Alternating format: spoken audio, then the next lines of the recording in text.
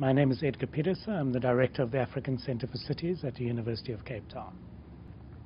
I think that the most pressing challenges facing African cities is, of course, the fact that the majority of people don't have access to decent housing or basic services, and often also lack a democratic opportunity to engage in shaping the future of their cities. For most African cities, we are seeing some promising solutions to the challenges that they face. For example, in Lagos, we've seen the emergence of a really important and significant integrated public transport system, and we've also seen similar patterns emerge in cities like Addis and in Johannesburg. Other examples of innovation would be in the area of community-driven housing and informal settlement upgrading, and again we see this emerging in various African cities. If I have to reflect on how these solutions work for the underserviced in these cities, I would say that they are finally getting an opportunity to be included in the resource allocation and the governance of these cities, because both public transport and investment in basic services and public housing all represent an opportunity for the excluded to now have a stake and a say in the future of their cities.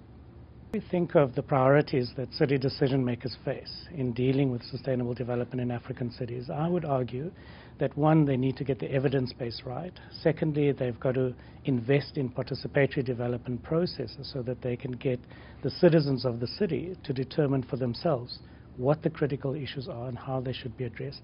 And thirdly, they've got to make sure that the investors who have an interest in making these cities work and in establishing a long-term base, that they themselves buy into this vision that has been driven by the citizens themselves.